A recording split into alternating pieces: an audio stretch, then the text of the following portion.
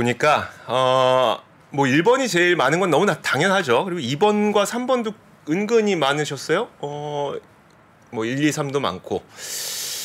자, 근데 볼빠는 구독자 누구십니까? 볼빠는 구독자 누구세요? 자, 좋습니다. 지금 제가 보니까 아무래도 1번이 당연히 많은 건 너무나 당연한데 그래도 한번 여쭤봤던 거고 2번과 3번에 대한 어떤 그 여러분들의 니즈도 반드시 좀 채워드려야 되겠다는 그런 생각도 좀 갖게 됐습니다. 자, 여러분들께서도 재미만 있으면 돼도 있으시고요.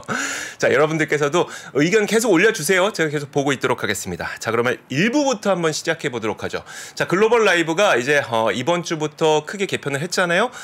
글로벌 라이브 1부에 뉴페이스가 등장했습니다. 이분 한번 만나보도록 하겠습니다. 미래에셋증권 노원 WM 신성민 선임 매니저 나오셨습니다. 어서 오세요. 네, 안녕하십니까? 네, 안녕하세요. 당신은 누구십니까? 이걸 좀 말씀을 해주셔야 될 것 같은데요. 저는 이제 미래에셋증권에서 네. 노원 WM의 지점에 있는 신성민 선임 매니저이고요. 네. 저는 이제 고객분들 상담하고 네. 또 관리하고 이런 이렇게 자금 관리하고 하는 부분들 상담하고 있습니다. 작년에 많이 힘들어하셨죠? 그렇죠. 올해 1월에 좀 어떠셨어요? 올해 1월에? 올해 1월 같은 경우에는 주가가 꽤 반등을 했거든요. 네. 특히 개별적으로 뭐 몇몇 종목들은 상당히 큰 폭으로 반등을 했습니다. 네네. 그래서 조금 모처럼 만에 좀 웃었던 달이 아닌가 싶습니다. 뭐 이렇게 네. 밥도 사주시고 아직까지는 그 분위기는 아닙니다. 그 정도까지 아직 안 되고 상처가 다 회복되지 않았습니다. 맞아. 그게 지금 딱 네. 알맞는 그 분위기인 것 같아요. 네, 아직 밥 사줄 정도까지는 안 되는 고객의 분위기. 네. 자, 좋습니다. 그러면 오늘 과연 어떤 이야기를 좀 해보실 건가 한번 얘기를 들어보도록 할 텐데 무슨 얘기를 좀 해주실 거예요? 일단은 그래도 최근에 주가 꽤 많이 올랐지 않습니까? 네. 그런데 또 며칠 전부터는 조금 주춤하는 것 같기도 하고요. 이게 네. 약간 느낌이 쎄해요. 느낌 좀 쎄해요. 네, 사실 고객분들 중에서 어떤 분들은 물론 그렇게 하시면 안 된다는 예를 드는 겁니다. 네. 주가가 올라가면 계속 오를 것 같아서 사고 네. 떨어지면 계속 떨어질 것 같아서 팔고 네. 이런 식으로 계속 반복하시는 분도 사실은 있거든요. 네. 그러면은 사실 주가는 계속 제자리인데 계좌만 계속 빠지는 손실률은 더 커지는 그쵸. 그런 문제 발생할 수가 있어요. 그래서 조금 리스크 관리를 하되 조금 어떤 식으로 조금 관리하면 좋을까 부분들 조금 얘기 나누는 시간 되면 좋지 않을까 그렇게 리스크 관리하는 방법. 예. 제일 재미없는 얘기 아니에요? 리스크 관리. 그래서 많이 고민이 됩니다. 네. 사실 이제 오기 전에 네. 그 작가님께서 조금 시황 전달하는 거 좋은데 개그에 집중하면 어떨까? 그런 말씀하셨거든요. 지금 이 말씀하신 거 보니까 지금 뭐 준비한 거 있으신 것 같은데. 그래서 좀 웃기려고 많이 준비를 좀 해볼까 했는데 네. 짧은 시간 동안에 네. 그 아무리 웃기려고 노력해도 어제 노래 부르신 만큼 그렇게 할 수는 없을 것 같아서 네. 다음번에 또 한번 준비를 해보도록 하겠습니다. 다음 주에 또 나오시죠? 다음 주에 또 나오시니까 다음 주에는 좀 그 재밌는 이야기도 네. 좀 가져오시고 그리고 다음 주에는 뭐 노래까지는 나중에 노래 한번 기대하도록 하겠습니다. 일단 보니까 이제 자료 자체를 좀 재미없게 준비해 주시지 않으셨어요. 그러니까 네. 첫 번째부터 한번 볼까요? 네, 한번 자료 한번 잠깐 보시면은요. 요즘에 그 영화 그 슬램덩크 네. 굉장히 좀 유행이거든요. 혹시 보셨을까요? 아니요, 못 봤어요. 못 보셨어요? 네. 보시면은 눈물 펑펑 한다라는 그런 얘기가 좀 네. 있습니다. 그런데 그걸 좀 따왔습니다. 네. 거기서 좀 유명한 얘기죠. 왼손은 거들뿐이라는 따왔는데요. 제가 거기서 왼손을 바꿔서 이제 네. 금리는 거들뿐이라고 좀 제목을 정해봤습니다. 그래요? 네. 아니 나는 농구하면 왼손은 아니던데 안 맞던데. 그러신가요? 네. 어쨌든 농구의 정성은 거들뿐이라고 하니까요. 어쨌든 근데 최근에 작년에 주가가 굉장히 안 좋았지 않습니까? 네. 그 뒤에는 또 금리가 있었고요. 또 물가가 있었고요. 그렇죠. 물론 전쟁 부분도 또 영향을 좀 미쳤었죠. 그러면서 사실은 이제 금리가 올라간다라는 것은 주식시장에 굉장한 악재죠. 할인율이 올라가는 거기 때문에. 네. 그런데 제가 이번에는 조금 다른 시각으로 봐야 되지 않을까 해서 금리는 거들뿐이라는 제목을 조금 갖고 왔습니다. 그래요. 네. 사실 최근에 좀 금리가 다시 올라가고 있어요. 네, 맞습니다. 보니까 한 3일, 4일 동안 거의 지금 3.6%까지 10년물 기준으로 3.6% 넘었으니까 좀 많이 다시 반등하고 있는데 이거를 그리 신경 쓰지 않아도 될 상황인 것 같다? 네. 아 그래요? 그런 식의 좀 표현인데요. 물론 제가 어떻게 단언코 어떻게 신경 딱 쓰지 말라라 얘기를 네네. 하겠습니까? 그런 건 아니지만 다만 이제 작년 대비해서 그리고 네네. 과거 대비해서 그 영향력은 점차 줄어가고 있다. 이런 표현 정도로 이해하시면 좋을 것 같습니다. 왜요? 일단은요. 저번에 금요일 날 이제 신규 고용이 좀 발표가 네네. 됐었거든요. 그때 이제 숫자가 51.7만 명 이렇게 좀 발표가 됐었는데요. 그 이후에 금리가 원래 3월에 금리 인상이 3월에 종결할 수도 있다라는 얘기가 사실 있었었는데 그 얘기가 많이 들어가고 네. 한 차례 더 인상할 수도 있겠다라는 얘기가 나오면서 주가가 뭐 1.5% 그리고 또 1% 나스닥 기준으로 했을 때 또 주가가 좀 연달아서 좀 빠지는 조금 모습을 좀 보여줬었었는데요. 그 내용을 조금 디테일하게 조금 보면 어떨까 싶습니다. 네. 사실 최근 이제 고용 지표 추이를 보면은요, 신규 고용 여전히 굉장히 강합니다. 그런데 임금 상승률은 확연히 좀 둔화되고 있는 모습 좀 보여주고 있거든요. 근데 사실 어떻게 보면 이게 상당히 언밸런스한 지표입니다. 고용이 많아지면 당연히 임금이 올라가는 게 상식이잖아요. 네. 그런데 좀 그렇지 않은 모습 좀 나와주고 있거든요. 근데 그 내용을 좀 디테일하게 보면 결국에는 우리가 뉴스에서 자주 보지 않습니까 요새 뭐 아마존이라든가 이런 곳에서 이제 뭐 해고를 한다라든가 이런 데를 많이 보게 되는데 실제로 IT라든가 금융같이 고임금 노동자 같은 경우에는 해고가 상당히 많이 일어나고 있고요. 네. 반대로 이제 서비스업, 특히 이제 레저라든가 이런 관광 이쪽에서는 고용이 상당히 많이 늘어나고 있거든요. 네. 그렇게 되면 전체적인 임금 상승률은 둔화될 수밖에 없고 저임금은 늘어나는데 그렇죠. 고임금이 해고되니까. 그렇죠. 근데 사실 이 임금이 굉장히 물가 상승률의 중요한 요소인 게요. 임금이 늘어나면 사실은 줄기가 쉽지가 않습니다. 그래서 한 번 올라가면 내리기가 어렵기 때문에 그렇죠. 임금 상승률이 물가에 많은 영향을 미치는 게 사실이거든요. 하지만 그런 부분들이 과거 대비해서 어쨌든 영향을 좀 줄어들고 있는 게 사실이고요. 그리고 추가적으로 이제 5월이 되면은 이제 불법 이민자 추방 관련돼서 법이 좀 종결되는 부분들이 있습니다. 와, 저 이거 이게 5월이에요? 네, 5월입니다. 근데 기조 자체가 사실 이게 원래 이 기조는 트럼프 행정부 당시의 기조라고는 하지만 요즘처럼 이제 전 세계가 분리되고 있는 구간에서는 이걸 과연 진짜 종료된다고 정말 종료할 것이냐 아니면 다시 한번 연장할 것이냐 와 이게 아직 기로에 서 있겠네요. 그렇죠. 사실 이제 재연장 여부가 어떻게 될지 저도 알 수 없죠. 좀 가봐야 하는 문제니까요. 제가 안 해보셨어요? 제가 물어봤어야 했었는데 제가 영어를 못해서 안타깝게 대화가 안 됐습니다. 어쨌든 그 재연장 여부에 고용 지표가 변화가 일부 있겠죠. 그런데 사실은 이제 그 여부도 중요하겠지만 전체적으로 임금 상승이 둔화되고 있는 거는 맞습니다. 물론 그런 고용 지표가 둔화되는데 이민자 강제 추방법이 끝나는 부분들이 더 영향을 미칠 수는 있겠죠. 추가적으로. 그러면 더 좋아지겠네요. 더 좋아지겠죠. 추가적으로. 어쨌든 간에 고용이 영향이 미치는 부분들이 상당히 조금 적어지고 있다. 이 정도 좀 마무리시면 될 것 같고요.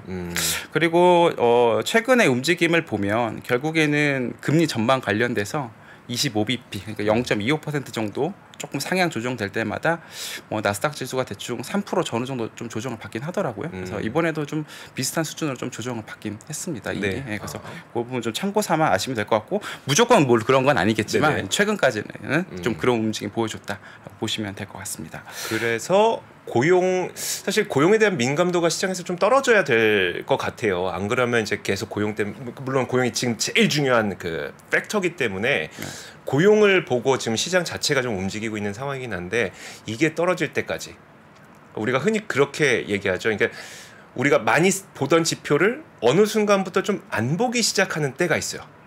그때가 이제 그 지표에 대한 민감도가 많이 떨어진 때잖아요. 그러면서 시장 반등하니까 고용에 대한 그 민감도가 떨어지게 되는 시기가 좀 최대한 빨리 왔으면 좋겠는데 그게 이제 5월에 있는 불법 이민자 강제 추방 관련 법도 어떻게 되는지도 연관이 되어 있으니까 이것도 한번 계속 팔로우를 좀 해보도록 할 텐데 다음 얘기 한번 계속 볼까요? 네, 그리고 이제 좀 구체적으로 내용을 조금 살펴볼 필요가 있을 것 같은데요. 이제 페드 워치에 따르면은 저희가 일주일 전까지만 해도 마지막 최종 기준 금리가 5.25에서 5.5까지 인상할 가능성이 4.5%밖에 안 됐었습니다. 근데 지금은 이제 34.3% 정도 수준까지 좀 급등을 한 모습들 보여줬고요. 그리고 또 한 일주일 전까지만 해도 3월 금리 인상이 마지막 금리 될 가능성이 높다라고 보는 쪽이 한 47.2% 정도 됐었었는데요. 이제는 조금 바뀌었습니다. 이제 5월달 금리 인사 종료 가능성이 좀 더 높은 쪽으로 좀 다수로 좀 변경되는 모습들 좀 이제 보여줬습니다. 사실 이제 고용에 대해서 민감도가 과거보다 떨어지지 않을까라고 말씀드리긴 했지만 숫자 자체가 굉장히 큰 서프라이즈였기 때문에 그렇게 좀 보시면 될 것 같고요. 다만 이제 그러면 아까 얘기한 거랑 좀 앞뒤가 안 맞는 거 아닌가라고 그러니까요. 생각을 하실 수도 있을 것 같아요. 막 그거 말씀드리려고 그랬는데 좋아요. 고용에 대한 민감도는 떨어질 것 같긴 한데 어쨌든 그럼에도 불구하고 금리는 두 차례 정도 더 올릴 수 있다면 사실 기업들이 실제로 이익이 깎이는 건 금리 때문이잖아요. 예. 그러면은 이건 금리에 대한 민감도를 우리는 높여야 되는 거잖아요. 그렇죠. 그렇게 볼 수도 있는데요. 사실 두 가지 부분 조금 말씀드릴까 합니다. 첫 번째는요. 사실 우리가 주식이 언제 쌀까에 대한 고민이 조금 필요할 것 같아요. 언제 쌀까? 예, 사실은 우리가 주식 투자를 하는 이유는 싸게 사서 비싸게 팔기 위해서 그런 거죠. 근데 주식시장에서 여러 가지 요소가 있겠죠. 영향을 미치는 수급도 있고 여러 가지 요소가 있겠지만 이제 펀더멘탈적인 요소를 좀 보면은요. 금리랑 성장이라고 조금 볼 수 있을 것 같아요. 그러면은 주식이 제일 쌀 때는 금리가 제일 높을 때겠죠. 그리고 성장이 제일 안 좋을 때가 제일 싼 거고요. 네. 주가가 제일 좋을 때는 금리가 낮고 성장이 높을 때가 아닌가 싶거든요. 그렇게 된다고 하면 어찌 됐든지 간에 금리가 5%가 최종 금리가 될지 5.25가 될지 5.5가 될지 아무도 모릅니다. 사실. 네. 저도 모르고요, 당연히. 그런데 어쨌든 내려갈 수 있는 금리보다 올라갈 수 있는 금리가 적다면 우리는 이제는 조금씩 톤을 바꿔가야 되지 않을까. 즉 금리에 대한 민감도가 예전 같지 않지 않을까라는 부분들 좀 생각해 볼 필요 있을 것 같고 과거에 저희 코로나 때 혹시 기억나시는지 모르겠는데요. 코로나 때 주가 최저점이요. 사실 코로나 발생 환자 수 최고점이 아니었습니다. 그렇죠? 네. 맞아요. 그때 연준이 무슨 발언하면서 저점 찍었었어요. 3월 16일. 네, 맞습니다. 그랬었는데요.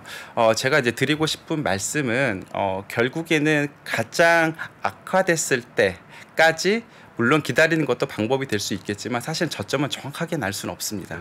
그렇기 때문에 내려갈 수 있는 금리가 훨씬 크다면 그때부터는 조금씩 톤을 바꿔서 생각을 조금 하면 어떨까라고 좀 생각을 하고 있고요. 이제 두 번째 하나 더 말씀드린다면요.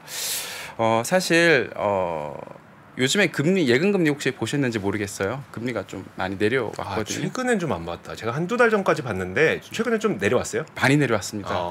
3%대 금리가 좀 일반적인 것 같긴 하고요. 대출 금리는 왜? 대출 없으세요? 대출 물론 저도 일부는 있습니다만 있죠. 뭐 신용카드 쓰면 일단 대출 다 있는 거니까. 네, 맞습니다. 그런데 어떻게 보면은 그 예금 금리가 한 단계 조금 내려왔다라는 것에 대해서 조금 생각을 달리 한번 해보실 수 있을 것 같아요. 금리가 5% 준다라고 하면 어떻게 높다고 생각 혹시 하시나요? 일단 높죠. 높다고. 저는 기준을 이렇게 둡니다. 제가 좋아하는 배당주가 있거든요. 그 배당주의 배당률이 통상 4에서 5% 사이로 왔다 갔다 해요. 그래서 5%면 사실 주가가 낮은 거고 4%면 주가가 높은 건데 근데 이게 굉장히 높이 주는 배당 수익률이에요. 그 기업들 중에서도. 근데 그것보다 예금금리 높다? 예금해야죠. 그래서 저는 약간 5% 이상을 굉장히 높은 예금금리라고 생각을 합니다. 굉장히 배당 쪽을 좋아하시는. 개그하라 그랬는데. 나 왜 그래? 개그하라 그랬는데. 참. 죄송합니다. 개그는 쉽지 않는 걸로. 그러니까. 진지충. 어쨌든 제가 좀 드리고 싶은 말씀은 이런 겁니다. 결국에는 금리는 상대적인 거거든요. 네네. 누구한테는 이제 5% 금리 상당히 높은 금리죠. 근데 만약에 물가 상승률이 10%라면 금리가 높다고 생각하겠습니까? 네. 그렇죠. 그러니까 높다고 아무도 생각하지 않을 거예요. 그러니까 그게 무슨 말씀이냐면 결국에는 예금에 투자하고 혹은 채권에 투자하시는 분은 물가 상승률보다는 높아야 투자를 합니다. 그렇죠. 네. 그런데 지금 현재 물가가 내려가고 물가 상승률이 조금 내려가고 있는 상황인데요. 얼마 전에 이제 파월이 멘트를 조금 했습니다. 디스인플레이션이라는 단어를 쓰면서 그리고 3%대 그 물가가 도달할 수 있음을 조금 시사를 좀 하기도 했고요. 그 말은 즉슨 그것보다만 금리가 높으면 어쨌든 채권 수요가 있을 수가 있다는 얘기거든요. 그래서 시장 금리가 얼마가 나올지 정확하게는 알 수 없겠지만 물가 수준을 넘어가기 시작하면 혹은 물가 수준 레벨이 된다고 하면은 수요자가 충분히 있어서 금리가 올라가는데 조금 한계가 보일 수 있다. 요 정도 멘트가 될 수 있을 것 같습니다. 그 내용을 네. 지금 준비해 주신 네네. CPI 나스닥 지수 추이로 한번 보여주세요. 이거 되게 재밌네요. 이거. 네, 내용을 한번 제가 한번 좀 네. 보도록 하겠습니다. 이거 보니까 이게 과거 역사상 이랬다는 거니까 네, 이번에도 그럴 가능성은 있는 거죠. 물론 역사가 미래를 보장해 주는 거 아닙니다만 네, 한번 표 보여주시죠. 네. 지금 요거 미국 CPI하고 나스닥 지수 추이를요 1971년부터 1981년 이렇게 보여주는 내용이고요. 빨간색 선이 미국 CPI 소비자 물가 지수라고 보시면 될 것 같고요. 그리고 회색 선이 나스닥 지수라 볼 수도 있을 것 같습니다. 현재 한번 내용 잠깐 보시면은 74년도 먼저 잠깐 보시게 되시면은 이제 그 당시에는 나스닥 지수가 먼저 반등을 했고요. 네. 조금 시간이 흐르니까 CPI 지수가 좀 내려오는 형태 조금 보여줬습니다. 그리고 이제 80년대 보시게 되시면은 그 당시에는 거의 미국의 CPI랑 나스닥 지수가 딱 데칼코마니처럼 반대로 좀 움직이는 형상 보여줬거든요. 즉 물가가 꺾이자마자 나스닥 지수가 반등했다라는 걸 의미하는 거죠. 근데 그때 왜 이랬을까요? 라는 거 조금 고민해 볼 필요는 있을 것 같아요. 물가가 내려갔다라는 얘기는 시장 금리가 내려갈 가능성이 좀 높았던 상황이 아니었나라는 생각을 하는 거고요. 아까 방금 말씀드린 내용과 연결되는 내용입니다. 네. 물가가 내려가면은요. 금리를 그거보다 조금 덜 줘도 투자자들은 만족합니다. 금리는 상대적이기 때문이죠. 그래서 물가가 꺾인다라는 거는 시장 금리가 꺾일 수 있는 부분들이고 그 부분들은 어쨌든 자산 가격에 도움이 되는 내용들이다. 이렇게 보시면 될 것 같고요. 하지만 여기서 제가 뭐 물가 내려간다 해서 주가 무조건 올라요 이렇게 얘기하면 사실은 지금 반등이 많이 됐으니까 조금 네. 좀 말이 안 되는 내용이 같고요. 이제 거기서 이제 추가적으로 이제 성장을 좀 집중할 필요가 있을 것 같아요. 결국에는 주가를 구성하는 요소가 이제 물가랑 죄송합니다. 금리랑 네. 성장이라고 본다고 하면 어쨌든 간에 물가가 꺾이고 있는 상황에서는 금리 민감도는 떨어질 거고요. 그럼 이제 우리한테 남은 건 한 가지입니다. 네. 성장이죠. 네. 그 아까 제가 처음에 혹시 보여줬던 슬램덩크 장면. 네네. 왼손을 거들뿐을 바꿔서 금리는 거들뿐이라 했던 거. 그 의미가 여기 있다 보시면 될 것 같은데요.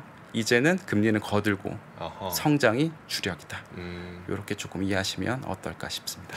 안 그래도 최근에 그 IMF도 갑자기 기조를 바꿔서 침체 아닐 수도 있겠는데 막 이런 거 얘기하고 나니까 저도 이제는 좀 성장에 대한 기대감을 가져도 되냐. 사실 원래는 상반기쯤에 마이너스 성장을 기록할 수도 있겠다는 전망들이 작년 연말에 굉장히 많았었잖아요. 근데 경기 침체가 이번 상반기에 있을 수 있다. 근데 IMF마저도 이렇게 딱 바꿔버리니까 그렇게 보수적으로 보는 IMF마저도 바꾸니 이제 성장에 좀 집중해도 되나? 라는 생각이 들었었거든요. 그리고 좀 네. 그 사실은 이제 아까 말씀하신 대로 대부분의 이코노미스트들은 올해 2분기에 경제 침체를 많이 예상을 했었거든요. 네네. 근데 최근 들어서 좀 톤이 많이 바뀌고 있습니다. 네. 골드만삭스 같은 경우에도 최근 들어서 이제 12개월 내에 이제 경기 침체가 될 가능성에 대해서 상당히 좀 낮추는 모습들 이번에 좀 보여줬었고요. 이제 그것뿐만 아니라 이제 다수의 이제 그 경제 관련돼서 발표하는 기관에서도 조금씩 경제 침체가 낮추고 있는 게 이제 보여주고 있습니다. 그런데요, 좀 다르게 좀 생각해 볼 필요는 있을 것 같아요. 이제 네. 어떤 말씀을 드리고 싶으냐면, 이거는 전체 경제죠. 그렇죠. 근데 세부적으로 업종 그리고 종목별로는 굉장히 차등화될 가능성도 충분히 있다고 생각합니다. 예를 들어 잠깐 설명을 좀 해볼게요. 사실은 우리가 지난 1년 정도를 보면 주가 상승이 좋지 않았습니다. 그런데 어떤 기업들에 대해서는 상당히 또 좋은 모습도 좀 보여줬거든요. 네. 예를 들어 잠깐 설명해드리면 맥도날드라는 기업이 있죠. 뭐 네. 당연히 저희 다 알고 있는 기업들이고 작년부터 기사를 한번 쭉 검색하시면은요, 그 제품가를 계속 올립니다. 결국에는 소비자한테 물가를 전이시킬 수 있는 기업들은요 주가가 매우 좋았습니다. 실제로 거의 주가가 신고가 근처 수준이고요. 그것뿐만이 아니라 이제 뭐 루이비통이라든가 이런 쪽 기업들도 사실 나쁘지 않았습니다. 어떤 기업들은 제품 가격이 많이 빠져서 어려웠었던 건 맞습니다. 네. 그렇죠? 하지만 어떤 기업들은 분명히 제품 가격 올려서 좋았습니다. 경기가 좋아진다고 해서 펀더멘탈이 훼손되고 제품 가격이 내려간 것들이 좋다라는 얘기를 하려고 하는 건 아니에요. 네. 그래서 반드시 성장에 집중하다라는 것은요, 이제는 경기 침체가 끝났고 앞으로 나가기만 할 것이다라는 얘기를 하는 것이 아니고 이제 조금 더 가장 기본적인 펀더멘탈에 집중해야 할 때. 라는 것을 좀 의미한다라고 좀 보시면 될 것 같습니다. 고객분들한테 이 정도 얘기하시면 다 알아들으세요? 아니면 저는 약간 좀 불투명하다. 그러니까 이론은 알겠어요. 네. 이론 알죠. 뭐 그래서 뭐 그로스 마진 봐야 된다. 그로스 마진 뭐 가격을 낮추고 뭐 이번에 애플도 보니까 매출이 8% 아이폰 매출 8% 줄었는데 그로스 마진은 안 줄었고 이런 거 보면 이게 바로 가격 전가력의 설명은 가능해. 근데 안 와닿는다고. 어떻게 하라고요? 어떻게? 좀 와닿지가 않죠. 네. 사실 저도 사실 이제 고객분들한테 얘기할 때 방금 전처럼 사실 얘기하지는 않습니다. 네네. 조금 더 자극적으로 얘기하긴 합니다. 그렇게 말씀을 해주세요. 네. 예, 어쨌든 제가 최대한 또 네. 재밌게도 얘기하려고 노력을 할 텐데요. 근데 어쨌든 제가 조금 더 디테일하게 좀 세부적인 얘기를 조금 해볼 수 있으면 좀 좋을 것 같아요. 최근에 좀 넷플릭스 관련된 얘기가 좀 많이 있습니다. 혹시 넷플릭스 구독하고 계시나요? 네, 구독하고 있죠. 네. 저도 뭐 재밌게 보고 있는데요. 사실 이제 넷플릭스 비밀번호 공유 관련돼서 네. 이미 기사에 많이 나왔습니다. 맞아요, 그렇죠? 맞아요. 근데 이미 좀 시행할 준비를 좀 하고 있는데요. 이번에 제프리스가 실시한 설문조사가 결과가 조금 있는데요. 근데 결과가 있긴 있는데 이제 많이 인터뷰하진 않았더라고요. 네네. 고작 한 380명 정도 인터뷰를 했는데요. 62% 정도 사용을 중단하겠다라는 내용을 좀 밝히긴 했더라고요. 그러니까, 아이디 공유를 중단하면 그렇죠. 나는 사용하지 않겠다고 그렇죠. 대답한 사람이 62%. 맞습니다. 근데 상당히 좀 적은 숫자이기 때문에 이게 의미 있다라 얘기하기 좀 어렵긴 한데요. 네네. 하지만 이제 결국에는 이런 인플레이션 시대에서는요, 제품 가격을 전가시킬 수 있느냐, 즉 제품 가격 올릴 수 있느냐가 매우 중요한데 사실은 비밀번호 공유라는 것은 제품 가격 올리는 것과 그렇죠. 비슷한 얘기인 네. 거고요. 이제 그 부분에 성공할 수 있는 여부들 좀 꼭 확인해 볼 필요가 있겠다 정도 좀 될 수 있을 것 같긴 하고요. 네. 그리고 최근에 추가적으로 테슬라가 가격을 조금 재인상하는 모습 좀 보여줬거든요. 그랬죠. 네. 물론 이제 그 IRA 이제 보조금을 이제 가격을 좀 더 올려도 받을 수 있게 됐기 때문에 좀 인상한 부분들이 조금 있고요. 하지만 이제 그 가격을 조금 인하했을 때 주가가 좀 굉장히 좀 흐름 안 좋지 않았습니까? 네. 물론 이제 그 이후에 주가가 최근에 좀 큰 폭으로 반등하는 모습들 좀 보여줬습니다. 여기서 좀 추가적으로 얘기하고 싶은 건 어떤 내용이냐면 가격을 전가하는 것도 중요합니다. 근데 만약에 가격을 낮춘다고 하면은요, 반드시 수량이 그 이상 좀 늘어주는 모습도 좀 보여줘야 그래야죠. 좀 주가 흐름이 좀 양호할 수 있겠죠. 그래서 테슬라 같은 경우에는 뭐 앨런 머스크가 이제 컨퍼런스 콜에서 내용을 밝혔는데 그때는 뭐 우리는 역사상 그 어느 때보다 가장 강력한 주문을 목격했다라는 좀 멘트를 했거든요. 네. 그러면서 좀 주가가 또 나쁘지 않은 모습들 조금 보여줬었는데 이런 부분들 다른 기업들도 좀 하나씩 확인할 필요가 있을 것 같긴 하고요. 근데 전반적으로는 기업들이 B2C 기업들이 네. 상대적으로 소비자들한테 전가력이 조금 좋았던 부분들이 아닌가 싶긴 하고요. 네, 그리고 또 B2B 기업들 상대적으로 조금 전가력이 좀 떨어졌던 건 아닌가 이번에는. 네, 조금 그렇게 조금 보여지는 부분들이 있습니다.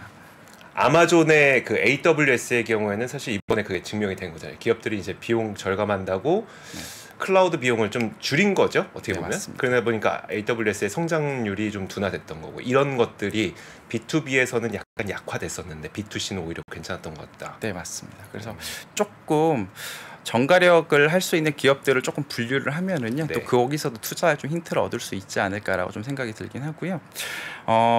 분류해 주실 거죠? 그렇죠. 예, 그러려고 여기 앉아 있는 부분들이 있겠지만 조금만 돌려서 얘기하겠습니다. 제가 돌직구는 약간 좀 심장이 안 좋아서 조금 어려운 부분들이 있어서 조금만 돌려서 얘기하도록 하겠습니다. 그런데 뭐 어찌 됐던지 간에 그 결국에는 B2B 기업들이 무조건 나쁘다라 얘기하는 건 아니에요. 네네. 사실은 지난 그 과거에 이제 그 2008년도 금융위기 이후에 양정화를 한 다음에 주가가 많이 올라갔던 것들은 사실 B2B 기업들 굉장히 많거든요. 그렇죠. 근데 왜 그랬었냐면은 경기가 굉장히 안 좋다 보니까 소비자들의 수요가 떨어지는데 어쨌든 간에 기업들은 계속 투자 활동을 하고 하다 보니까 비교적 안정적인 수요가 됐었던 부분들이 있었단 말이에요. 그리고 최근에 반도체 기업들 주가 흐름들 보시게 되시면은 서버 관련돼서 굉장히 또 잘 팔리고 있는 기업들이 주가가 좋았었어요. 네. 물론 최근에 많이 빠졌습니다만 또 그래서 뭐 장단점이 조금 있다. 최근에는 이제 소비재 기업들이 좀 좋았다. 이렇게 좀 이해하시면 되지 않을까 싶습니다. 그러면 네. 아까 앞에 얘기했던 내용과 지금 뒤에 말씀하신 내용을 좀 합쳐볼게요. 뭐냐면 금리와 성장 이 두 가지다. 근데 금리는 이제 우리가 약간은 좀 아예 안 보면 안 되지만 조금은 뒤로 밀어놔도 될 것 같은데 그럼 이제 성장인데 사실 그 전까지는 성장이 안 좋았기 때문에 소비재는 괜찮을지라도 기업들이 안 좋았었던 거거든요. 네. 그러면은 성장이 지금부터 기대가 된다면 B2B 쪽으로 지금부터는 좀 어쨌든 많이 올라왔잖아요. 많이 네. 올라온 거 가운데 소비재 쪽이 많이 올라왔으니까 네네. 지금부터는 B2B 쪽을 보는 것이 훨씬 포트폴리오에 도움 될 것 같으세요?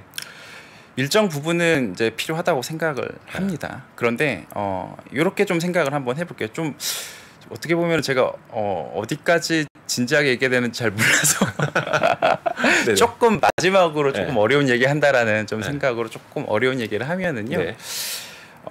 기업들의 이제 실적이나 이제 밸류에이션 지표 같은 것들 조금 보시게 되시면은 이제 밸류에이션 지표라는 건 PER이라든가 PBR이라든가 이런 흔히들 보는 지표들이 있지 않습니까? 네. 이런 좀 보시게 되시면은 굉장히 그 경기가 안 좋은 시즌에 받았던 가격이 있을 겁니다.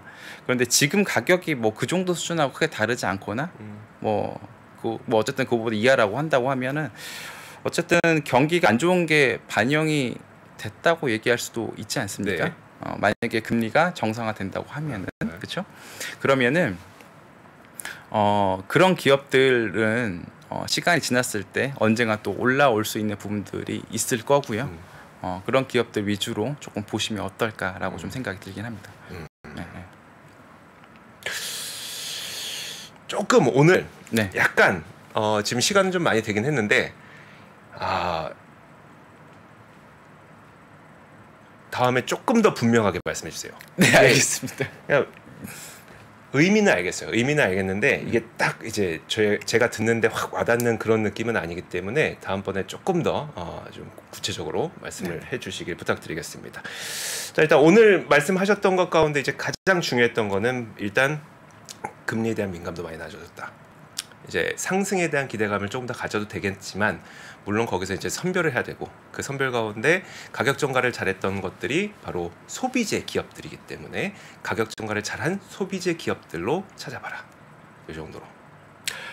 그렇게 마무리를 지을 수도 있을 것 같긴 한데요. 네, 제가 아직까지는 심장이 크지 않아서 소비재 기업이라고 마무리 짓기보다는 어쨌든 어느 정도 경기가 침체 국면인 것까지 좀 가격적으로 반영된 기업들 위주로 조금 찾아보면 그리고 펀드만 훼손되지 않은 기업들 위주로 찾아보면 어떨까라는 생각이 들긴 하고요. 사실 일부 소비재 기업 같은 경우 이미 가격을 올렸던 부분들이 좀 가격적으로 충분히 반영된 기업도 사실 있긴 있거든요. 그래서 무조건 올라간 기업을 찾는 부분들은 좀 아니라 생각이 들긴 하고요. 네, 그리고 추가적으로 제가 오늘 했던 제목 한 번 더 말씀드리면 이제 금리 거들뿐이라고 했었잖아요.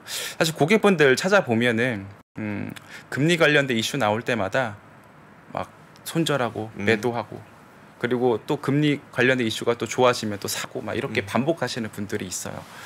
그런 것이 계좌에 뭐 타이밍 잘 맞추면 도움이 될 수도 있겠지만 대체적으로는 도움이 안 됐던 것 같습니다. 제 기억에는. 그래서 그런 것들은 이제는 조금 자제하고 조금 더 기업에 좀 중심을 두면 어떨까 이렇게 싶습니다. 네, 알겠습니다. 자, 이렇게 일부 저희가 미래에셋증권 노원WM 신성민 선임 매니저와 함께 이야기를 했어요. 일단 그 말씀하셨던 대로 지금 많이 올라갔으니까 지금 이 수준에서는 정말 종목 고르기가 되게 중요해집니다. 다음 시간에는 이 종목과 관련된 좀 더 깊이 있는 내용까지 좀 부탁을 드리도록 할게요. 오늘은 여기서 보내드리겠습니다. 고맙습니다. 네, 감사합니다. 3프로TV가 새로운 모습으로 여러분을 찾아갑니다. 오후 3시 반 클로징벨 라이브는 여도은 앵커 그리고 명민준 앵커가 여명 콤비로 함께 진행을 하고요. 6시 퇴근길 라이브에서는 정프로가 월요일부터 금요일까지 김영렬 센터장, 최창규 본부장 그리고 박재영 차장과 함께 진행을 합니다. 그리고 글로벌 마켓 전문가 이주호 앵커가 글로벌 라이브를 더욱 알차게 만듭니다. 2월 6일부터 새로워지는 3프로TV 다시 한번 많은 관심 부탁드립니다.